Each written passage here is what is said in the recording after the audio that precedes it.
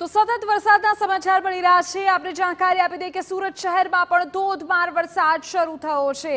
વહેલી સવારથી જ વાદળછાયા વાતાવરણ વચ્ચે ધોધમાર વરસાદ થયો છે। હવામાન વિભાગે એક તરફ ભારે વરસાદની આગાહી પણ કરી હતી।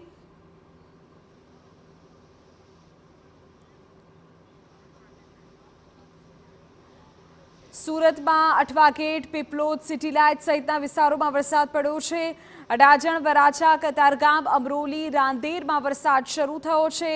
અત્યાર સુધી શહેરમાં સિઝનનો 26% વરસાદ થઈ ગયો છે।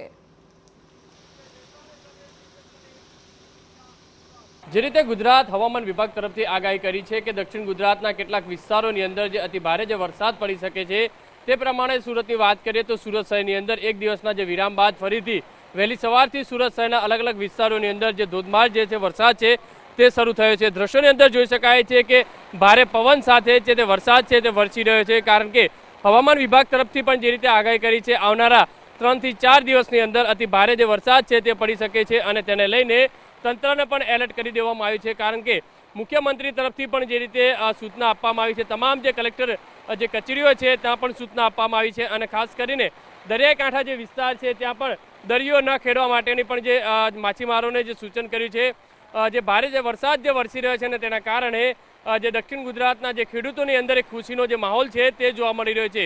કારણ કે જે રીતે ખેડૂતોને જે રીતે આશા હતી કે વરસાદના દિવસોની અંદર જે વાવણી કરવામાં આવશે અને જો વરસાદ નહીં વરસે તો ખેડૂતોનો જે વાવણી કરેલો જે પાક છે તે નિષ્ફળ જશે। કારણ કે છેલ્લા અગાઉના દિવસોની અંદર જે વરસાદ ખેંચાયો હતો ને તેના કારણે જે ચિંતામાં હતા તે મુકાયા હતા। અત્યારે દ્રશ્યો જોઈ શકાય છે તે પ્રમાણે ભારે પવન સાથે જે વરસાદ વરસી રહ્યો છે।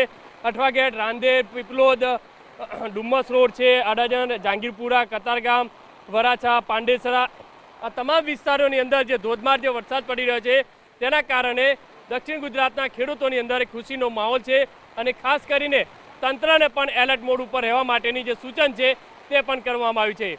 કેમેરામેન સંજય ચંદ્ર સાથે બલદેવ સુથાર, TV9।